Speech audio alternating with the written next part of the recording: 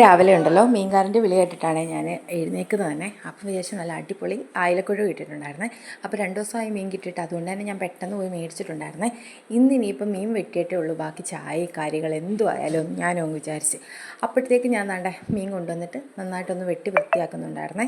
അപ്പോൾ തന്നെ ഞാൻ മേടിച്ചുകൊണ്ട് വന്നപ്പോൾ തന്നെ എൻ്റെ ദേഹം മൊത്തമായിട്ടുണ്ടായിരുന്നേ. മീനിൻ്റെ ഒരു മാതിരി സ്മെല്ലായിരുന്നു കേട്ടോ. അപ്പോൾ ഞാൻ വിചാരിച്ചു എന്നാൽ വെട്ടി വെച്ചേച്ച് അങ്ങ് കുളിക്കാൻ കയറാം എന്ന് വിചാരിച്ചു.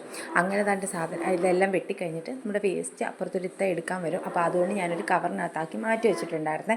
അപ്പോൾ നമ്മൾ അയലക്കുഴുവ ഇന്ന് വറുത്തരച്ച് വെക്കാമെന്നാണ് ഞാൻ ആദ്യം കരുതിയത്. പിന്നെ വിചാരിച്ചു തേങ്ങ തിരിങ്ങണം, വറുക്കണം, മെനക്കേടാം. അപ്പോൾ ഞാൻ വിചാരിച്ച് പെട്ടെന്ന് അങ്ങ് മുളക് കറി വെച്ചിട്ട് പോയി കുളിച്ച് കഴിഞ്ഞാൽ മീനിൻ്റെ പരിപാടിയൊന്നും കഴിയല്ലോ. ഞാൻ അതിൻ്റെ കുറച്ച് തലയും 2 പീസും കൂടി എടുത്തിട്ട് ഒന്ന് വറുക്കാൻ വേണ്ടിയിട്ട് മുളക് പുരട്ടി, അതായത് മസാല പുരട്ടി ഒന്ന് ഫ്രിഡ്ജിലേക്ക് വെക്കുന്നുണ്ട്. അത് പിന്നെ ഉച്ചയ്ക്ക് സമയമാകുമ്പോഴത്തേക്കും വറുത്താൽ മതിയല്ലോ ചൂടോടെ. അപ്പോൾ അതങ്ങ് ഫ്രിഡ്ജിലേക്ക് കയറ്റുന്നുണ്ടായിരുന്നേ. മുളക് കറിയായിരുന്നു. പെട്ടെന്ന് ഞാൻ മുളക് കറിക്കുള്ള എല്ലാം ഒന്ന് അരപ്പ് കൂട്ടി അരപ്പും ആക്കിയിട്ടുണ്ടായിരുന്നേ. പെട്ടെന്ന് അത് ചെയ്തതിന് ശേഷമാണ് ഞാൻ പോയി കുളിച്ചിട്ടുണ്ടായിരുന്നത്. കുളിച്ച് റെഡിയായിട്ട് വന്നിട്ടാണ് പിന്നെ നമ്മൾ രാവിലത്തെ പുട്ടിൻ്റെ കാര്യം നോക്കുന്നത്. അതുകൊണ്ട് നല്ല പൊടിയാട്ടോ, നല്ല സോഫ്റ്റാണ് പുട്ടിന്. അങ്ങനെ തന്നെ ഞാൻ പുട്ടിനാണ് രാവിലെ എടുക്കുന്നത്. ചായ ഞാൻ ഇട്ട് കുടിച്ചിട്ടുണ്ടായിരുന്നു, വീഡിയോ എടുത്തില്ല. പെട്ടെന്ന് ചായ കുടിക്കാനുള്ള ഒരു ഇതുകൊണ്ട് 2 ദിവസമായി ചായ കുടിച്ചിട്ട്. അപ്പോൾ ഞാൻ ആ ഒരു ഇതുകൊണ്ട് ഞാനങ്ങ് ചായ ഇട്ടിട്ടുണ്ടായിരുന്നേ.